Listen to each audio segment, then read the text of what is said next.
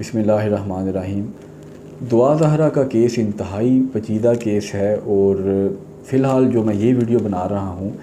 اس میں میرا موضوع یہ ہے کہ ہمارے جو پیرنٹس ہیں وہ اس کیس سے کیا سبق حاصل کر سکتے ہیں۔ دیکھیں، جتنی اس سے پہلے یہ بات میں نے اس موضوع پہ بھی ویڈیوز بنائی ہیں کہ بچوں کو موبائل نہیں دینا چاہیے یا اس کے کیا نقصانات ہیں۔ یہ سارے مسائل تو اپنی جگہ ہیں، لیکن آپ ایک چیز کا خیال کریں کہ ایک بچہ، جب آپ یہ خیال کرتے ہیں کہ یہ کس سے مل رہا ہے، یونیورسٹی میں، کالجز میں،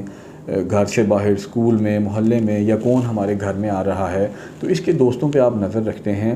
بہت اچھی بات ہے۔ لیکن اگر کسی بھی ذریعے سے آن لائن انٹرنیٹ کے ذریعے جو جتنی بھی ایپس ہیں، بھلے وہ فیس بک ہے، واٹس ایپ ہے، یوٹیوب ہے، یا کوئی اور ایسی ایپ ہے، آپ کو یہ نہیں پتہ کہ آپ کا بچہ کس سے باتیں کر رہا ہے یا کر رہی ہے آپ کی بیٹی، تو یہ ایک بہت بڑا المیہ ہے۔ اور اب گزرتے ہوئے وقت کے ساتھ ساتھ نئی چیزیں مسلسل پیدا ہو رہی ہیں، اور اس کے نئے کانسیکوینسز بھی سامنے آ رہے ہیں۔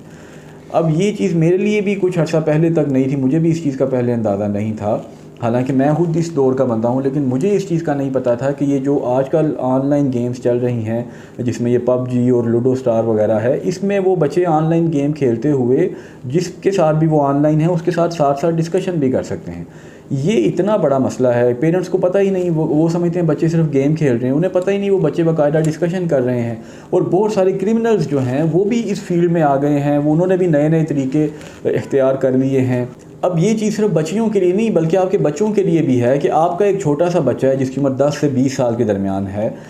اس کا آپ کو پتہ ہی نہیں کہ وہ آن لائن پب جی وغیرہ پہ جب گیم کھیلتے ہوئے جن لوگوں کے ساتھ اس کی ڈسکشن ہو رہی ہے وہ کس طرح کے لوگ ہیں، وہ اس سے عمر میں بڑے ہیں، بعض بچوں کے عجیب قسم کے دوست وہاں سے بن رہے ہیں، تو پھر اس کے کیا نتائج نکلیں گے۔ یہ چیز آپ کو دیکھنے کی ضرورت ہے کہ گھر میں ایک بچہ بیٹھا میوزک سن رہا ہے، اگر فلم دیکھ رہا ہے یا موبائل پہ فضول کارٹون دیکھ رہا ہے، یہ تو برائی ہے ہی ہے، اور ہم اس کے خلاف بولتے بھی ہیں، لیکن کم از کم اتنا تو خیال کریں، آپ اس بچے کو اتنا تو کہہ سکتے ہیں کہ بیٹا اگر گیم کھیلنی ہے تو وہ گیم کھیل لو جس میں یہ آپ کا آن لائن دوسرے لوگوں کے ساتھ رابطہ نہ ہو۔ اور پھر اتنا تو خیال کریں کہ اگر آپ نے بچے کو موبائل لا کے دیا ہے تو وہ ساری رات اس موبائل پہ کیا کر رہا ہے آپ کو کوئی خبر ہی نہیں، یا تو اس بچے کو موبائل نہ لا کے دیں، اگر لا کے دیا ہے تو پھر اس کی خیر خبر رکھیں۔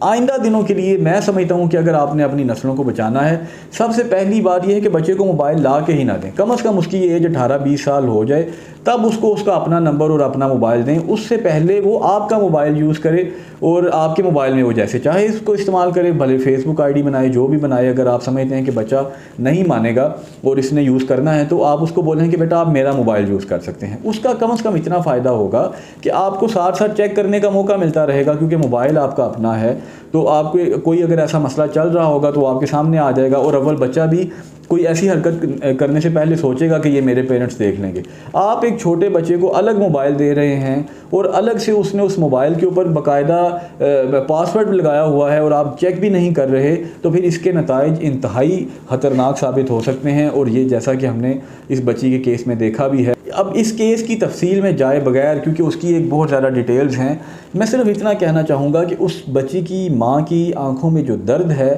وہ اس ملک کی 22 کروڑ عوام کے لیے ایک سوالیہ نشان ہے۔ بہت سارے مسائل ہو سکتے ہیں، لیکن ایسا نہیں ہو سکتا کہ ایک بچی اتنا کچھ ہونے کے بعد کمرہ عدالت میں اپنے پیرنٹس سے گفتگو کرنے کے لیے بھی تیار نہیں۔ ایسا نہیں ہو سکتا کہ اس کے پیرنٹس کہتے ہیں کہ ہم اپنے اس لڑکے کو ہم داماد بنانے کے لیے بھی اس کو قبول کر لیتے ہیں، اس کے باوجود وہ بچی کہہ رہی ہے کہ میں نے اپنے والدین سے بات بھی نہیں کرنی۔ اگر اس کے پیرنٹس کا رویہ اتنا برا ہوتا اس بچی کے ساتھ تو وہ اس طریقے سے رو نہ رہے ہوتے۔ باقی اس کی تفصیل میں جائے بغیر ہم اس بچی کے پیرنٹس کے لیے اور اس بچی کے لیے دعا گو ہیں، اللہ تعالیٰ ان کے لیے آسانی فرمائے، اور اللہ تعالیٰ ہمیں بھی اس معاملے سے عبرت پکڑنے کی توفیق عطا فرمائے اور ہماری نسلوں کی حفاظت فرمائے۔ بہت شکریہ، اللہ حافظ۔